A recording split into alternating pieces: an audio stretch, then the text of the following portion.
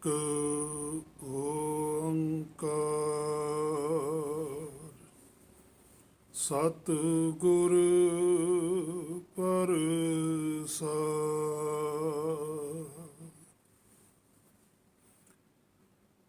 ਪੂਰਾ ਪ੍ਰਵਿਆਰਾਧਿਆ ਪੂਰਾ ਜਾ ਕਾ ਨਾਉ। ਨਾਨਕ ਪੂਰਾ ਪਾਇਆ ਪੂਰੇ ਕੀ ਗੁਣ ਗਾਓ।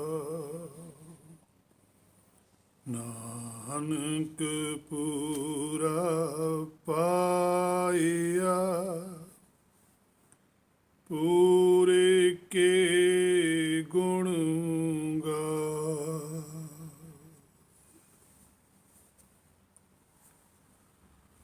ਗੁਰ ਕਿਰਪਾ ਦੁਆਰਾ ਆਪਾਂ ਸਾਰੇ ਰਲ ਮਿਲ ਕੇ ਵਿਚਾਰ ਕਰਦੇ ਹਾਂ ਗੁਰਬਾਣੀ ਦੀ। ਇੱਕ ਸੰਸਾਰ ਦੇ ਵਿੱਚ ਜੋ ਧਾਰਮਿਕ ਆਗੂ ਹਨ, ਉਹਨਾਂ ਵੱਲੋਂ ਇੱਕ ਵਿਚਾਰਧਾਰਾ ਬੜੀ ਪ੍ਰਚਲਿਤ ਹੋਈ ਹੈ ਕਿ ਜੋ ਰੱਬ ਹੈ ਉਹ ਭਗਤਾਂ ਦੇ ਵਸ ਵਿੱਚ ਹੁੰਦਾ ਹੈ ਤੇ ਭਗਤ ਜੋ ਵੀ ਕਹਿਣ ਉਹ ਰੱਬ ਨੂੰ ਕਰਨਾ ਪੈਂਦਾ ਹੈ।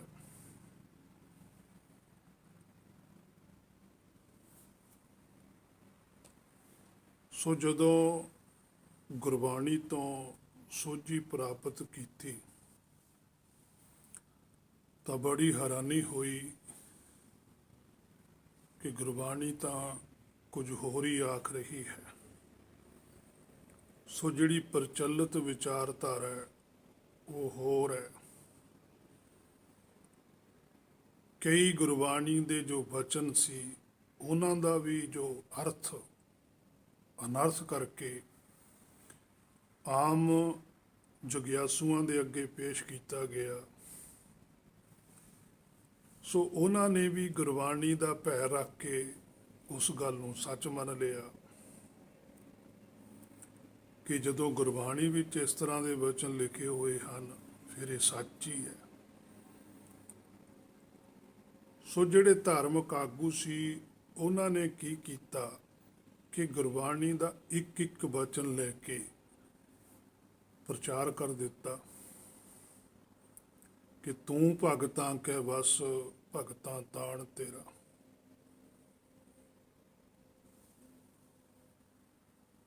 ਸੰਤਾਂ ਨੇ ਰੱਬ ਵਸ ਕੀਤਾ ਪ੍ਰੇਮ ਦੀਆਂ ਪਾ ਕੇ ਡੋਰਾਂ। ਰਹਿੰਦੇ ਨੇ ਮਸਤ ਦੀਵਾਨੇ ਨਾਮ ਦੀਆਂ ਚੜੀਆਂ ਲੋਹਰਾਂ। ਇਸ ਤਰ੍ਹਾਂ ਦੀਆਂ ਧਾਰਨਾ ਬਣਾ ਕੇ ਪੇਸ਼ ਕਰ ਦਿੱਤੀਆਂ ਗਈਆਂ। ਸੋ ਜਦੋਂ ਗੁਰਬਾਣੀ ਨੂੰ ਪੁੱਛਿਆ ਗਿਆ ਵਾ ਗੁਰਬਾਣੀ ਤੋਂ ਸੋਝੀ ਪ੍ਰਾਪਤ ਕੀਤੀ ਤਾਂ ਉਸ ਸੋਝੀ ਨੂੰ ਮੇਰੇ ਮਨ ਵਿੱਚ ਇਹ ਖਿਆਲ ਪੈਦਾ ਹੋਇਆ ਕਿ ਇਸ ਦੀ ਵਿਚਾਰ ਤੁਹਾਡੇ ਨਾਲ ਵੀ ਸਾਂਝੀ ਕੀਤੀ ਜਾਵੇ ਕਿ ਅਸਲੀਅਤ ਕੀ ਹੈ। ਆਪਾਂ ਗੁਰਬਾਣੀ ਤੋਂ ਹੀ ਪੁੱਛਾਂਗੇ, ਆਪਾਂ ਨੇ ਕੋਈ ਆਪਣੇ ਵੱਲੋਂ ਸਟੇਟਮੈਂਟ ਨਹੀਂ ਦੇਣੀ। ਜੋ ਗੁਰਬਾਣੀ 'ਚ ਵਚਨ ਲਿਖੇ ਹੋਏ ਨੇ, ਜਿੰਨੀ ਕੁ ਸੋਝੀ ਗੁਰਬਾਣੀ 'ਚੋਂ ਸਾਹਿਬ ਬਖਸ਼ੂਗਾ ਆਪਾਂ ਵਿਚਾਰ ਕਰਾਂਗੇ। ਫਿਰ ਵੀ ਜੇ ਕੋਈ ਕਮੀ ਹੋਵੇ ਤਾਂ ਉਹ ਜ਼ਰੂਰ ਦਾਸ ਨੂੰ ਦੱਸਣ। ਆਪਾਂ ਪਹਿਲਾਂ ਉਸੇ ਸ਼ਬਦ ਦੀ ਵਿਚਾਰ ਕਰਦੇ ਹਾਂ ਜਿਹੜਾ ਪ੍ਰਚਲਿਤ ਹੋਇਆ। ਇਹ ਪੰਜਵੇਂ ਪਾਤਸ਼ਾਹ ਨੇ ਗੁਰਬਾਣੀ ਰੂਪ ਦੇ ਵਿੱਚ ਦਰਜ ਕੀਤਾ ਹੈ। ਅੰਗ 692 ਦੇ ਉੱਪਰ ਹੈ। ਮਹੱਲਾ ਪੰਜਵਾ। ਆਨੰਦ ਸੂਖ ਵਿਸਰਾਮ ਨਿਤ ਹਰ ਕਾ ਕੀਰਤਨ ਗਾਏ। ਅਵਰ ਸਿਆਣਪ ਛੱਡ ਦੇ ਨਾਨਕ ਉਦਰਸ ਨਾਏ।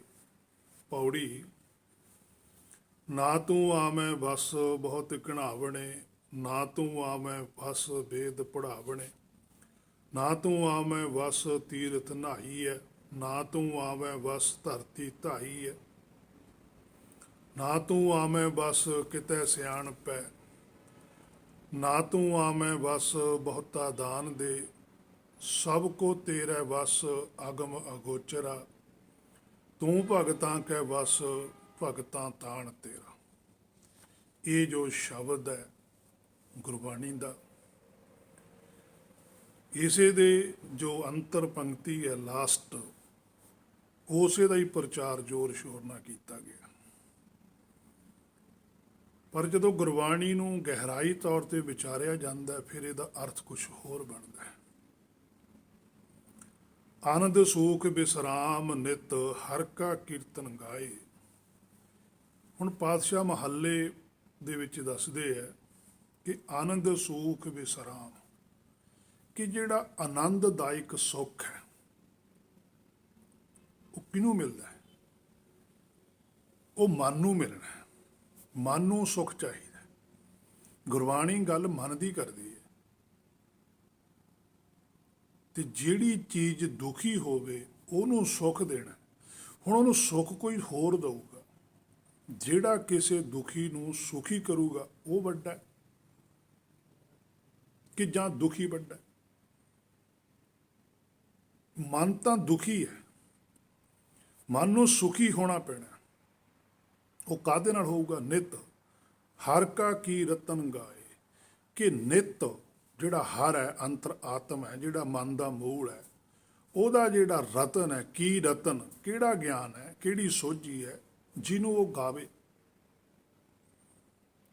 ਉਹਦੀ ਕੀਰਤੀ ਕਰੇ, ਤਾਂ ਮਨ ਨੂੰ ਸੁੱਖ ਮਿਲਣਾ, ਮਨ ਨੂੰ ਵਿਸਰਾਮ ਮਿਲਣਾ, ਮਨ ਨੂੰ ਟਿਕਾ ਮਿਲਣਾ। ਉਹ ਗਿਆਨ, ਉਹ ਸੋਝੀ ਕਿਵੇਂ ਗਾ ਸਕਦਾ, ਕਦੋਂ ਗਾ ਸਕਦਾ? ਪਾਤਸ਼ਾਹ ਕਹਿੰਦੇ ਅਵਰ ਸਿਆਣਪ ਛੱਡ ਦੇ, ਜਿੰਨਾ ਚਿਰ ਉਹ ਦੂਸਰੀ ਸਿਆਣਪ ਨਹੀਂ ਛੱਡਦਾ। ਹੁਣ ਦੂਸਰੀ ਸਿਆਣਪ ਕੀ ਹੈ? ਮਾਇਆ ਦੀ ਚਿੰਤਾ, ਮਾਇਆ ਦੀ ਭੁੱਖ, ਵਾਸ਼ਨਾਵਾਂ, ਵਿਕਾਰੀ ਜੀਵਨ, ਇੱਛਾਵਾਂ।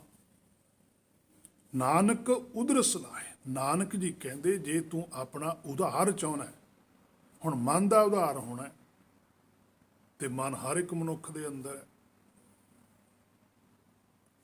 ਉਦਰਸ ਨਾਏ, ਉਸ ਨਾਏ ਦੇ ਨਾਲ, ਉਸ ਨਾਮ ਦੇ ਨਾਲ ਮਨ ਦਾ ਉਧਾਰ ਹੋਣਾ, ਮਨ ਦਾ ਵਿਸਰਾਮ ਹੋਣਾ, ਮਨ ਦਾ ਟਿਕਾ ਹੋਣਾ, ਮਨ ਨੂੰ ਸ਼ਾਂਤੀ ਮਿਲਣੀ।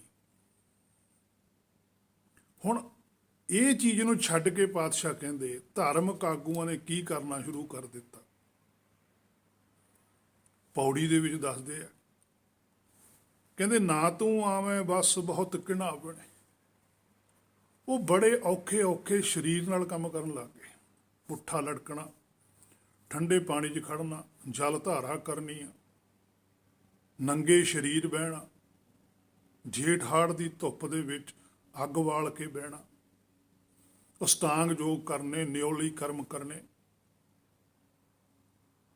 ਇਹਦੀ ਆਦਤ ਪੁੱਠੇ ਤੋਂ ਪੁੱਠਾ ਕੰਮ ਕੀਤਾ। ਕਹਿੰਦੇ ਨਾ ਤੂੰ ਆਵੇਂ ਬਸ, ਕਹਿੰਦੇ ਮਾਨਾ ਤੂੰ ਇਸ ਤਰੀਕੇ ਨਾਲ ਵੀ ਬਸ ਨਹੀਂ ਆਇਆ। ਹੁਣ ਕਰਨਾ ਤਾਂ ਮਨ ਨੂੰ ਵਸ ਸੀਗਾ, ਪਰ ਪ੍ਰਚਾਰ ਕੀ ਕਰ ਲਿਆ ਕਿ ਰੱਬ ਨੂੰ ਹੀ ਵਸ ਕਰੋ। ਗੁਰਬਾਣੀ 'ਚ ਸਿੱਧਾ ਬਚਨ ਹੈ, ਮਨ ਵਸ ਆਵੇ ਨਾਨਕਾ, ਮਨ ਵਸ ਆਵੇ। ਜੇ ਪੂਰਨ ਕਿਰਪਾ ਹੋਏ, ਜੇ ਪੂਰੀ ਸੋਝੀ ਮਨ ਨੂੰ ਆਉਣੀ ਹੈ। ਬੁੱਧੀ ਨੂੰ ਆਖਦੇ ਕਿ ਜੇ ਤੂੰ ਪੂਰੀ ਸੋਝੀ ਪ੍ਰਾਪਤ ਕਰ ਲਵੇਂ, ਗੁਰਬਾਣੀ ਤੋਂ ਸੋਝੀ ਪ੍ਰਾਪਤ ਕਰ ਲਵੇਂ, ਤੂੰ ਮਨ ਨੂੰ ਰੋਕ ਸਕਦੀ? ਬੁੱਧੀ ਦੀ ਇੱਛਾ ਹੀ ਮਾਇਆ ਦੀ ਹੈ। ਮਾਇਆ ਦੀ ਇੱਛਾ ਛੱਡ ਕੇ ਜੋ ਮਾਇਆ ਕੋਲ ਹੈ, ਉਹਦੀ ਲੋੜ ਹੈ, ਉਹਨੂੰ ਵਰਤਣ ਲੱਗ ਜਾਵੇ। ਇੱਛਾ ਨਾ ਕਰੇ, ਜਿਹੜੀ ਚੀਜ਼ ਕੋਲ ਪਈ ਹੈ ਉਹ ਵਰਤੀ ਦੀ ਹੁੰਦੀ ਹੈ, ਉਹਦੀ ਇੱਛਾ ਨਹੀਂ ਕਰੀਦੀ। ਹੁਣ ਥਾਲ ਰੋਟੀ ਦਾ ਮੂਹਰੇ ਪਿਆ, ਉਹ ਤਾਂ ਵਰਤਣਾ ਹੈ, ਪਰ ਹੇ ਮੇਰੇ ਮਨਾ ਤੂੰ ਤਾਂ ਉਲਟ ਉਹਦੀ ਇੱਛਾ ਹੀ ਕਰੀ ਜਾਂਦਾ। ਆਗਿਆਕਾਰੀ ਕਿੰਨੀ ਮਾਇਆ, ਜਿੰਨੀ ਕੁ ਮਾਇਆ ਦੀ ਤੈਨੂੰ ਲੋੜ ਹੈ ਪਰਮੇਸ਼ਰ ਨੇ ਉਹ ਤੇਰੇ ਅਧੀਨ ਕਰਕੇ ਰੱਖੀ ਹੋਈ ਹੈ। ਤੂੰ ਮਾਇਆ ਨੂੰ ਵਰਤ ਲੈ, ਕਿਉਂਕਿ ਮਾਇਆ ਜੜ ਹੈ, ਤੂੰ ਚੇਤਨ ਹੈ। ਪਰ ਇਹਨੂੰ ਜੜ ਚੇਤਨ ਦਾ ਵੀ ਭੇਦ ਨਹੀਂ ਪਤਾ। ਸੋ ਨਾ ਤੂੰ ਆਵੇਂ ਬਸ ਬਹੁਤ ਘਿਣਾ ਬਣੇ, ਨਾ ਤੂੰ ਆਵੇਂ ਬਸ ਵੇਦ ਪੜਾ ਬਣੇ। ਜੇ ਹੁਣ ਭਗਤਾਂ ਨੇ ਰੱਬ ਨੂੰ ਹੀ ਵਚ ਕਰਨਾ, ਫਿਰ ਕੀ ਰੱਬ ਨੂੰ ਪੜਾਉਣਾ ਵੇਦ? ਇਹ ਉਪਦੇਸ਼ ਜੀਵ ਨੂੰ ਦਿੱਤਾ ਗਿਆ। ਪਰਮੇਸ਼ਰ ਵੱਲੋਂ ਉਪਦੇਸ਼ ਆਇਆ ਸਾਡੇ ਮੂਲ ਨੇ ਗਾਸਾਂ ਨੂੰ ਦਿੱਤਾ ਕਿ ਨਾ ਤੂੰ ਆ ਮੈਂ ਬਸ ਵੇਦ ਪੜ੍ਹਾ ਆਪਣੇ ਮਨ ਨੂੰ ਕਿਸੇ ਤਰੀਕੇ ਦੇ ਨਾਲ। ਜਿਹੜਾ ਵੇਦ ਹੈ, ਗਿਆਨ ਹੈ ਸੰਸਾਰ ਦਾ, ਇੱਥੇ ਵੇਦ ਦਾ ਅਰਥ ਹੈ ਗਿਆਨ, ਜਿਹੜਾ ਸੰਸਾਰੀ ਗਿਆਨ ਹੈ। ਇਹ ਜਿੰਨਾ ਮਰਜ਼ੀ ਪੜ੍ਹਾਈ ਚੱਲ ਮਨ ਨਹੀਂ ਬਾਅਦ ਚ ਆਉਂਦਾ। ਅਸੀਂ ਵੀ ਗੁਰਬਾਣੀ ਜ਼ਰੂਰ ਪੜ੍ਹਦੇ ਹਾਂ, ਪਰ ਗਿਆਨ ਅਸੀਂ ਮਾਇਆ ਦਾ ਹੀ ਲੈਂਦੇ ਹਾਂ। ਗੁਰਬਾਣੀ ਹੈ ਮੇਰੇ ਮਨਾ ਸਿਰਫ ਤੂੰ ਪੜ੍ਹਨ ਤੱਕ ਸੀਮਤ ਹੈ, ਪਰ ਗੁਰਬਾਣੀ ਪੜ੍ਹ ਕੇ ਵੀ ਮੰਗਦਾ ਤਾਂ ਮਾਇਆ ਹੀ ਹੈ ਨਾ। ਇਹ ਗਿਆਨ ਤਾਂ ਮਾਇਆ ਦਾ ਹੀ ਲਿਆ ਗਿਆ ਨਾ। ਗੁਰਬਾਣੀ ਤਾਂ ਕਹਿੰਦੀ ਹੈ ਇਨ ਮਾਇਆ ਜਗਦੀਸ਼ ਗੁਸਾਈ ਤੁਮਰੇ ਚਰਨ ਵਿਸਾਰੇ ਕਿੰਚਿਤ ਪ੍ਰੀਤ ਨ ਉਪਜੈ ਜਨ ਕੋ ਜਨ ਕਹਾਂ ਕਰੇ ਵਿਚਾਰੇ। ਗੁਰਬਾਣੀ ਤਾਂ ਕਹਿਆ ਮਾਇਆ ਮਮਤਾ ਮੋਹਣੀ ਬਿਨ ਦੰਤਾਂ ਜਗ ਖਾਇਆ। ਮਾਇਆ ਧਾਰੀ ਅਤ ਅੰਨਾ ਗੋਲਾ ਸ਼ਬਦ ਨਾ ਸੁਣੀ ਬਹੁ ਰੋਲ ਕਚੋਲਾ। ਹੇ ਮੇਰੇ ਮਨਾ ਗੁਰਬਾਣੀ ਤੈਨੂੰ ਕੀ ਕਹਿ ਰਹੀ ਹੈ ਤੇ ਤੂੰ ਸਵੈਮ ਕਰ ਕੀ ਰਹੇ। ਇਹ ਹੈ ਵੇਦ ਪੜਾਉਣਾ। ਪੜ੍ਹਨਾ ਕੁਛ ਹੋਰ ਹੈ, ਕਰਨਾ ਕੁਛ ਹੋਰ ਹੈ। ਅੱਗੇ ਕਰਨੀ ਕੀਰਤ ਵਾਚੀ ਹੈ, ਵੇ ਲੇਖਾ ਕਰ ਸਮਝ ਆਇਆ। ਨਾ ਤੂੰ ਆ ਮੈਂ ਬਸ ਤੀਰਤ ਨਹਾਈ ਹੈ। ਹੁਣ ਤੂੰ ਭਾਵੇਂ ਜਿੰਨਾ ਮਰਜ਼ੀ ਤੀਰਥਾਂ ਤੇ ਨਹਾਈ ਚੱਲ। ਹੁਣ ਨਹਾਉਂਦਾ ਤੀਰਥ ਤੇ ਕੀ ਹੈ? ਸਰੀਰ। ਬਸ ਕਿਹਨੂੰ ਕਰਨਾ? ਮਨ ਨੂੰ। ਮਨ ਤਾਂ ਦੀਂਦਾ ਨਹੀਂ। ਨਹਾਉਣ ਲੱਗ ਗਿਆ ਤੀਰਥਾਂ ਤੇ, ਧਰਮ ਬਣਾ ਕੇ ਤੀਰਥਾਂ ਤੇ ਜਾਣ ਲੱਗ ਗਿਆ। ਜਿਹੜੇ ਤੀਰਥਾਂ ਨੂੰ ਗੁਰਬਾਣੀ ਨੇ ਕੰਡੈਮ ਕੀਤਾ, ਕੱਟਿਆ, ਹੈ ਮੇਰੇ ਮਨ ਉਹਨਾਂ ਤੀਰਥਾਂ ਨੂੰ ਅੱਜ ਤੂੰ ਉਹਨਾਂ ਹੀ ਪਾਤਸ਼ਾਹੀਆਂ ਦੇ ਨਾਂ, ਭਗਤਾਂ ਦੇ ਨਾਂ ਤੇ ਤੀਰਥ ਬਣਾ ਲਏ। ਤੂੰ ਵੀ ਉਹੀ ਕੁਛ ਕਰਨ ਲੱਗ ਗਿਆ। ਕਰਦਾ ਤੂੰ ਵੀ ਉਹੀ ਕੁਛ ਹੈ, ਪਰ ਇੱਕ ਸਿਰਫ ਰੂਪ ਹੀ ਬਦਲਿਆ, ਮੂਲ ਨਹੀਂ ਤੇਰਾ ਬਦਲਿਆ। ਨਾ ਤੂੰ ਆ ਮੈਂ ਬਸ ਧਰਤੀ ਧਾਈ ਹੈ। ਫਿਰ ਤੂੰ ਵੀ ਤਾਂ ਯਾਤਰਾ ਤੇ ਤੁਰ ਹੀ ਰਹਿਣਾ, ਵੀ ਉਧਰ ਨੂੰ ਚਲੋ ਉਧਰ ਨੂੰ ਚਲੋ, ਕਦੇ ਕਿਸੇ ਥਾਂ ਤੇ ਕਦੇ ਕਿਸੇ ਥਾਂ। ਯਾਤਰਾ ਤੇ ਤੂੰ ਵੀ ਜਾ ਰਿਹਾ। ਜਾਂ ਤਾਂ ਯਾਤਰਾ ਜਿੱਥੇ ਕਰਨ ਚੱਲੇ ਆ ਉੱਥੋਂ ਜਾ ਕੇ ਕੁਝ ਪ੍ਰਾਪਤ ਕਰਕੇ ਆ। ਜੇ ਤਾਂ ਕੁਝ ਸੱਚ ਲੱਭਦਾ, ਜੇ ਪਾਤਸ਼ਾਹੀਆਂ ਵੀ ਗਈਆਂ ਯਾਤਰਾ ਤੇ ਗਏ, ਉਹਨਾਂ ਨੇ ਜਾ ਕੇ ਉੱਥੋਂ ਕੁਝ ਪ੍ਰਾਪਤ ਕੀਤਾ। ਜੋ ਉਹਨਾਂ ਦੀ ਕਮੀ ਸੀ ਉਹ ਕਮੀ ਵੀ ਦੱਸੀ, ਵੀ ਆਹ ਤੁਹਾਡੇ 'ਚ ਕਮੀ ਹੈ, ਆਹ ਤੁਹਾਡਾ ਸਹੀ ਹੈ, ਜਿੰਨੀ ਕਮੀ ਇਹਨੂੰ ਦੂਰ ਕਰੋ। ਪਰ ਇਹ ਨਹੀਂ ਕਿ ਉਹ ਤੀਰਥਾਂ ਦੇ ਉੱਪਰ ਕੋਈ ਆਪਣੇ ਵੱਲੋਂ ਯਾਤਰਾ ਕਰਨ ਗਏ ਸੀ, ਉਪਦੇਸ਼ ਦੇਣ ਲਈ ਗਏ ਆ। ਉਪਦੇਸ਼ ਦੇਣ ਲਈ ਜਾਣਾ ਜ਼ਰੂਰੀ ਹੈ, ਪਰ ਉਸੇ ਤਰ੍ਹਾਂ ਰੀਤ ਬਣਾ ਕੇ ਜਾਣਾ ਉਹ ਹੈ ਮੇਰੇ ਮਨਾ ਤੈਨੂੰ ਗੁਰਬਾਣੀ ਜ਼ਰੂਰ ਰੋਕਦੀ ਹੈ, ਬਾਕੀ ਦਾ ਪਤਾ ਨਹੀਂ। ਨਾ ਤੂੰ ਆਵੇਂ ਬਸ ਕਿਤੇ ਸਿਆਣਪ ਹੈ। ਹੇ ਮੇਰੇ ਮਨਾ ਕਿਸੇ ਸਿਆਣਪ ਨਾਲ ਵੀ ਨਹੀਂ ਬਸ ਚਾਉਣਾ। ਮਨ ਨੂੰ ਕਿਸੇ ਵੀ ਤਰੀਕੇ ਦੀ ਕੋਈ ਵੀ ਸਿਆਣਪ ਵਰਤ ਲਈ। ਹੁਣ ਸਿਆਣਪ ਕੀ ਹੁੰਦੀ ਹੈ? ਜਿਵੇਂ ਗੁਰਬਾਣੀ ਨੂੰ ਤੂੰ ਮਨਾ ਸਿਆਣਪ ਦੇ ਤੌਰ ਤੇ ਵਰਤਦਾ, ਆਹ ਸ਼ਬਦ ਨੂੰ ਇਸ ਤਰੀਕੇ ਨਾਲ ਪੜ੍ਹਨਾ, ਇਸ ਨੂੰ ਇਸ ਤਰੀਕੇ ਨਾਲ ਪੜ੍ਹਨਾ। ਸੰਕਟ ਮੋਚਨ ਕਿਤਾਬਾਂ ਲਿਖੀਆਂ ਗਈਆਂ ਕਿ ਇਸ ਸ਼ਬਦ ਦਾ ਜਾਪ ਇੱਧਰ ਨੂੰ ਮੂੰਹ ਕਰਕੇ ਇੰਨੀ ਵਾਰੀ ਪੜ੍ਹੋ, ਇਸ ਸ਼ਬਦ ਨੂੰ ਇੰਨੇ ਵੇਲੇ ਪਾਠ ਕਰੋ। ਪਰ ਗੁਰਬਾਣੀ 'ਚ ਕਿਤੇ ਨਹੀਂ ਲਿਖਿਆ। ਗੁਰਬਾਣੀ 'ਚ ਲਿਖਿਆ ਇਸ ਸ਼ਬਦ ਨੂੰ ਕਮਾ, ਇਸ ਸ਼ਬਦ ਦੇ ਅਨੁਸਾਰ ਚੱਲ। ਜੇ ਕੋ ਬਚਨ ਕਮਾਵੇ ਸੰਤਨ ਕਾ, ਗੁਰ ਪ੍ਰਸਾਦੀ ਤਰੀਏ। ਗੁਰਬਾਣੀ ਤਾਂ ਇਹ ਕਹਿ ਰਹੀ ਹੈ।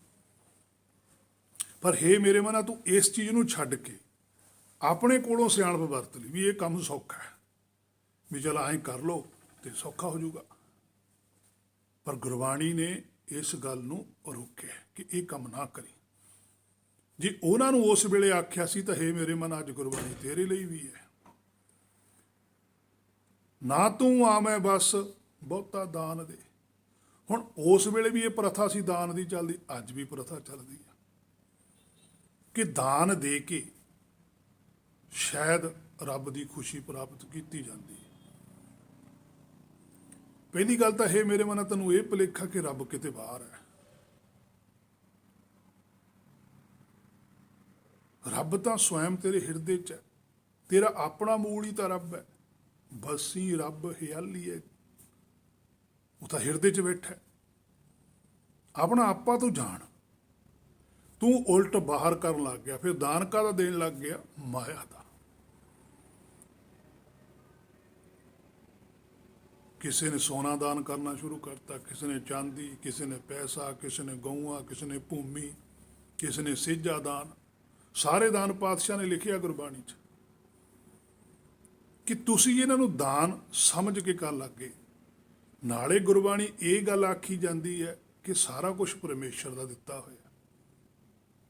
ਦੱਦਾ ਦਾਤਾ ਏਕ ਹੈ ਸਭ ਕੋ ਦੇ ਬਨਹਾਰ, ਵੀ ਦਾਤਾ ਤਾਂ ਉਹ ਹੈ।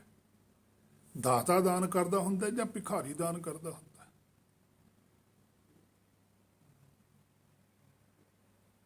ਹੇ ਮੇਰੇ ਮਨਾ, ਤੂੰ ਤਾਂ ਭਿਖਾਰੀ ਹੈ। ਤੂੰ ਇੱਕ ਚੀਜ਼ ਚੱਕ ਕੇ ਕਿਸੇ ਨੂੰ ਦੇ ਕੇ ਦਾਤਾ ਕਿਵੇਂ ਬਣ ਗਿਆ? ਉਹ ਦਾਨ ਕਿਵੇਂ ਬਣ ਗਿਆ? ਔਰ ਸਭ ਤੋਂ ਵੱਡੀ ਹੈਰਾਨੀ ਦੀ ਗੱਲ ਕਿ ਕੋਈ ਜ਼ਹਿਰ ਦੇ ਕੇ ਕਹੇ ਮੈਂ ਤੈਨੂੰ ਦਾਨ ਦੇ ਰਿਹਾ, ਤਾਂ ਇਹ ਮੇਰੇ ਮਨਾ ਦਰਗਾਹ ਦੇ ਵਿੱਚ ਤੇਰੀ ਬਹੁਤ ਬੇਇੱਜ਼ਤੀ ਹੋਊਗੀ। ਇੱਥੇ ਨਹੀਂ ਹੋਣੀ, ਇੱਥੇ ਤਾਂ ਲੋਕਾਂ ਲਈ ਚੰਗਾ ਹੈ। ਇੱਥੇ ਤਾਂ ਸੋਝੀ ਓ ਨਹੀਂ ਹੈ, ਇਹ ਤਾਂ ਮਾਇਆ ਨੂੰ ਦੇ ਕੇ ਕਹੀ ਜਾਂਦੇ ਦਾਨ ਦਿੱਤਾ। ਦਾਨ ਤਾਂ ਪਰਮੇਸ਼ਰ ਵੱਲੋਂ ਮਿਲਦਾ ਹੈ, ਉਹ ਹੈ ਨਾਮ, ਉਹ ਹੈ ਹੁਕਮ, ਉਹ ਹੈ ਸੋਝੀ। ਆਹ ਗੁਰਬਾਣੀ, ਇਹ ਪਰਮੇਸ਼ਰ ਨੇ ਦਾਨ ਦਿੱਤਾ ਹੋਇਆ, ਕਿਉਂਕਿ ਦਾਤਾ ਜੋ ਹੈ, ਜਿਸ ਦੀ ਜਿਹੋ ਜੀ ਭੁੱਖ ਹੈ ਉਹਨੂੰ ਉਸ ਦੀ ਵਸਤੂ ਦਿੱਤੀ ਹੈ ਉਹਨੇ। ਉਹਦਾ ਫਰਜ਼ ਹੈ, ਉਹ ਮਾਲਕ ਹੈ ਸਭ ਦਾ। ਪਰ ਇਹ ਮੇਰੇ ਮਨਾ ਤੂੰ ਤਾਂ ਉਲਟ ਚੱਲ ਪਿਆ। ਨਾ ਤੂੰ ਆਵੇਂ ਬਸ ਬਹੁਤਾ ਦਾਨ ਦੇ, ਇਸ ਤਰੀਕੇ ਨਾਲ ਦਾਨ ਨਹੀਂ ਦੇ। ਕੰਚਨ ਸਿਓ ਨਹੀਂ ਪਾਈ ਹੈ ਤੋਲ, ਮਨ ਦੇ ਰਾਮ ਲਿਆ ਹੈ। ਮਨ ਵੇਚਣਾ ਸੀਗਾ, ਮਨ ਵੇਚਿਆ ਸਤਿਗੁਰ ਕੇ ਪਾਸ, ਤੇ ਸੇਵਕ ਕੀ ਕਾਰਜ ਰਾਸ ਹੈ। ਪਾਤਸ਼ਾਹ ਤਾਂ ਇਹ ਕਹਿੰਦੇ। ਇਹ ਮੇਰੇ ਮਨਾ ਹੁਣ ਤੂੰ ਕੀ ਕਰਦਾ ਹੈ? ਤੂੰ ਆਪ ਹੀ ਆਪਣੇ ਅੰਦਰ ਝਾਤੀ ਮਾਰ ਲੈ। ਸੋ ਸਭ ਕੋ ਤੇਰਾ ਵਸ ਅਗਮ ਅਗੋਚਰਾ। ਆਹ ਇਹ ਗੱਲ ਕਿ ਸਾਰਾ ਕੁਝ ਉਹਦੇ ਵਸ 'ਚ ਹੈ, ਜਿਹੜਾ ਅਗੰਮ ਹੈ, ਜਿਹਦਾ ਕੋਈ ਥਾਂ ਨਹੀਂ। ਅਗੋਚਰਾ, ਜਿਹੜਾ ਮਨ ਬੁੱਧੀ ਦੀ ਪਕੜ ਤੋਂ ਪਰੇ ਹੈ। ਆਪਾਂ ਕਹਿੰਦੇ ਆ ਮੇਰੇ ਗੋਚਰ ਹੈ, ਮੇਰੇ ਅਧੀਨ ਹੈ। ਪਰਮੇਸ਼ਰ ਕਿਸੇ ਦੇ ਅਧੀਨ ਥੋੜ੍ਹਾ ਹੈ। ਤੂੰ ਭਗਤਾਂ ਕੈ ਵਸ, ਭਗਤਾਂ ਤਾਣ ਤੇਰਾ।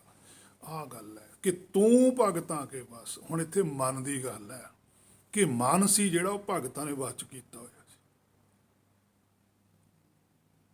ਭਗਤਾਂ ਤਾਣ ਤੇਰਾ, ਉਹਨਾਂ ਭਗਤ ਜਿਹੜਾ ਹਿਰਦੇ 'ਚ ਬੈਠਾ, ਜਿਹੜਾ ਸਾਰਿਆਂ ਦੇ ਜਿੰਨੇ ਵੀ ਭਗਤ ਨੇ ਉਹਨਾਂ ਦਾ ਤਾਣ ਕੀ ਹੈ? ਮਨ ਹੈ। ਹੁਣ ਮਨ ਸ਼ੁੱਧ ਹੈ। ਹੁਣ ਸ਼ੁੱਧ ਮਨ ਮਾਇਆ ਦੇ ਵਿੱਚ ਸੱਚ ਦਾ ਪ੍ਰਚਾਰ ਕਰਦਾ ਹੈ। ਪਹਿਲਾਂ ਅਸ਼ੁੱਧ ਮਨ ਸੀ, ਮਾਇਆ ਦੇ ਵਿੱਚ ਸੱਚ ਨੂੰ ਝੂਠ ਕਹਿੰਦਾ ਸੀ। ਜਿਹਨੇ ਮਨ ਨੂੰ ਆਪਣੇ ਵਸ ਕਰ ਲਿਆ, ਭਾਵ ਕਿ ਜਿਹੜੇ ਭਗਤ ਸਾਹਿਬਾਨ ਸਨ ਉਹਨਾਂ ਦੇ ਮਨ ਵਸ ਸੀਗਾ। ਪਾਤਸ਼ਾਹੀਆਂ ਦੇ ਮਨ ਵਸ ਸੀ। ਕਰਨਾ ਤਾਂ ਹੈ ਮੇਰੇ ਮਨਾ ਮਨ ਨੂੰ ਵਸ ਸੀ। ਕਰਨ ਕੀ ਲੱਗ ਗਿਆ? ਰੱਬ ਨੂੰ ਬਸ। ਐਸਾ ਪ੍ਰਚਾਰ ਕਰਤਾ ਕਿ ਸਾਰੀ ਦੁਨੀਆ ਹੈਰਾਨ ਕਰਕੇ ਰੱਖ ਦਿੱਤੀ। ਸੋ ਇਸ ਪੰਕਤੀ ਦਾ ਅਰਥ ਹੀ ਬਦਲ ਕੇ ਰੱਖ ਦਿੱਤਾ। ਭਾਵ ਇਸ ਸ਼ਬਦ ਦੀਆਂ ਇਹਨਾਂ ਪੰਕਤੀਆਂ ਦੇ ਅਰਥ ਅਨਰਥ ਕਰ ਦਿੱਤੇ ਕਿ ਤੂੰ ਭਗਤਾਂ ਦੇ ਵਸ ਹੈ। ਭਾਵ ਕਿ ਤੂੰ ਭਗਤਾਂ ਦੇ ਵਸ ਵਿੱਚ ਹੈ। ਹੇ ਰੱਬਾ, ਤੂੰ ਭਗਤਾਂ ਦੀ ਗੱਲ ਨਹੀਂ ਮੋੜਦਾ। ਜਦ ਕਿ ਇਸੇ ਸ਼ਬਦ ਦੀਆਂ ਉੱਪਰਲੀਆਂ ਪੰਕਤੀਆਂ ਵਿੱਚ ਦੇਖੋ ਕੀ ਲਿਖਿਆ ਹੋਇਆ ਕਿ ਨਾ ਤੂੰ ਆਵੇਂ ਬਸ ਬਹੁਤ ਘਨਾਵਣੇ, ਨਾ ਤੂੰ ਆਵੇਂ ਬਸ ਵੇਦ ਪੜਾਵਣੇ। ਕੀ ਹੁਣ ਵੇਦ ਦਾ ਬਰਾਬਰ ਥੋੜ੍ਹਾ ਪੜਾਵਾਂਗੇ? ਅਸਲ ਵਿੱਚ ਇਹ ਮੇਰੇ ਮਨਾ ਇਹ ਸਾਰਾ ਉਪਦੇਸ਼ ਤੈਨੂੰ ਦਿੱਤਾ ਗਿਆ, ਦਿੱਤਾ ਰੱਬ ਵੱਲੋਂ ਹੋਇਆ। ਪਰ ਮਨ ਮੰਨਦਾ ਨਹੀਂ ਹੈ। ਪਰ ਮਨ ਫੇਰ ਮਾਇਆ ਵਿੱਚ ਜਾਂਦਾ ਹੈ, ਬਾਰ-ਬਾਰ ਮਾਇਆ ਦਾ ਚਿੰਤਨ ਕਰਦਾ ਹੈ। ਅੰਗ 556 ਉੱਪਰ ਵੀ ਪਾਤਸ਼ਾਹ ਕਹਿੰਦੇ ਆ, ਮਹੱਲਾ ਪਹਿਲਾ ਗੁਰੂ ਨਾਨਕ ਸਾਹਿਬ ਵੀ ਕਹਿੰਦੇ ਆ, ਹਿੰਦੂ ਮੂਲੋਂ ਭੁੱਲੇ ਅਖੁੱਟੀ ਜਾਏ। ਕਹਿੰਦੇ ਜਿਹੜੇ ਹਿੰਦੂ ਨੇ, ਅਗਿਆਨੀ ਪੁਰਸ਼ ਨੇ, ਉਹ ਆਪਣੇ ਮੂਲ ਨੂੰ ਹੀ ਭੁੱਲ ਗਏ। ਫਿਰ ਅਖੁੱਟੀ ਜਾਈ, ਖੱਟ ਕੇ ਕੁਛ ਨਹੀਂ ਜਾਂਦੇ, ਅਖੁੱਟੀ ਚਲੇ ਜਾਂਦੇ ਆ, ਖਾਲੀ ਚਲੇ ਜਾਂਦੇ ਆ। ਨਾਰਦ ਕਹਿਆ ਸਪੂਜ ਕਰਾਈ। ਜਿਹੜੀ ਪੂਜਾ ਸੱਚਖੰਡ ਵੱਲੋਂ ਕਰਨ ਵਾਸਤੇ ਆਖਿਆ ਸੀ ਉਹ ਪੂਜਾ ਛੱਡਤੀ, ਤੇ ਜਿਹੜੀ ਅਗਿਆਨਤਾ ਦੀ ਮਾਇਆ ਦੀ ਪੂਜਾ ਸ਼ੁਰੂ ਕਰ ਦਿੱਤੀ ਹੈ ਚੇਤਨ ਬ੍ਰਹਮ। ਚੇਤਨ ਨੇ ਮਾਇਆ ਦੀ ਪੂਜਾ ਸ਼ੁਰੂ ਕਰਤੀ, ਜਦ ਕਿ ਪੂਜਾ ਮਾਇਆ ਦੀ ਨਹੀਂ ਕਰੀਦੀ। ਅੰਧੇ ਗੂੰਗੇ ਅੰਧ ਅੰਧਾਰ, ਕਹਿੰਦੇ ਫਿਰ ਅੰਨਾ ਵੀ ਹੈ ਤੇ ਗੂੰਗਾ ਵੀ ਹੈ, ਤੇ ਫਿਰ ਇਹਦਾ ਆਧਾਰ ਕੀ ਹੈ? ਹਨੇਰਾ ਹੀ ਹੈ। ਪਾਥਰ ਲੈ ਪੂਜੈ ਮੁਗਧ ਗੁਬਾਰ। ਪਾਤਸ਼ਾਹ ਕਹਿੰਦੇ ਹੈਰਾਨੀ ਤਾਂ ਇਹ ਗੱਲ ਹੈ ਕਿ ਪੱਥਰ ਲੈ ਕੇ ਉਹਦੀ ਪੂਜਾ ਸ਼ੁਰੂ ਕਰਤੀ, ਪੱਥਰ ਪੂਜਾ ਲੈ ਮੁਗਧ ਗੁਬਾਰ। ਤੇ ਸਾਡੇ ਵੀ ਇਹ ਗੱਲ ਪ੍ਰਚਲਿਤ ਕਰ ਦਿੱਤੀ ਕਿ ਧੰਨਾ ਜੀ ਨੇ ਪੱਥਰ ਚੋਂ ਰੱਬ ਨੂੰ ਪੈਦਾ ਕੀਤਾ। ਆ ਦੇਖੋ ਗੁਰੂ ਨਾਨਕ ਸਾਹਿਬ ਕੀ ਕਹਿੰਦੇ ਆ, ਇਹ ਗੁਰੂ ਨਾਨਕ ਸਾਹਿਬ ਦਾ ਬਚਨ ਹੈ ਕਿ ਪਾਥਰ ਲੈ ਪੂਜੈ ਮੁਗਧ ਗੁਬਾਰ। ਕਹਿੰਦੇ ਤੂੰ ਮੂਰਖ ਹੈ, ਤੈਨੂੰ ਅਕਲ ਨਹੀਂ ਹੈ। ਪੱਥਰ ਚੋਂ ਭਗਵਾਨ ਨਹੀਂ ਲੱਭਦਾ, ਪੱਥਰ ਮਾਇਆ, ਮਾਇਆ 'ਚ ਵੀ ਰੱਬ ਕਿਤੇ ਹੁੰਦਾ। ਚੇਤਨ ਹੈ। ਸ੍ਰੀ ਪਾਤਸ਼ਾਹ ਧੰਨਾ ਜੀ ਦੇ ਗੁਰਬਾਣੀ 'ਚ 3 ਜਾਂ 4 ਸ਼ਬਦ ਨੇ, ਉਹਨਾਂ ਵਿੱਚ ਕਿਤੇ ਨਹੀਂ ਪਾਤਸ਼ਾਹ ਨੇ ਲਿਖਿਆ ਕਿ ਮੈਨੂੰ ਪੱਥਰ 'ਚੋਂ ਰੱਬ ਮਿਲਿਆ। ਇੱਕ ਵੀ ਕੋਈ ਵਚਨ ਦਿਖਾ ਦੇਵੇ। ਜਦੋਂ ਸਾਡੀ ਗੁਰਬਾਣੀ 'ਚ ਨਹੀਂ ਲਿਖਿਆ ਤੇ ਫਿਰ ਅਸੀਂ ਦੂਸਰੀ ਮੱਤ ਦਾ ਕਿਉਂ ਗੱਲ ਮੰਨੀਏ? ਜੋ ਸਾਡਾ ਸਾਨੂੰ ਗੁਰ ਕਹਿ ਰਿਹਾ ਸੀ ਉਹ ਤਾਂ ਨਹੀਂ ਮੰਨਦੇ। ਸਾਨੂੰ ਗੁਰਬਾਣੀ 'ਚ ਬਚਨ ਹੈ, ਗੁਰ ਕਹਿਆ ਸਾਕਾਰ ਕਮਾਵੋ। ਜੋ ਗੁਰ ਨੇ ਕਿਹਾ ਉਹ ਮੰਨੀ। ਹੀ ਮੇਰੇ ਮਨਾ ਦੂਜੇ ਦੀ ਕਿਸੇ ਦੀ ਗੱਲ ਤੇ ਵਿਸ਼ਵਾਸ ਨਾ ਕਰੀ।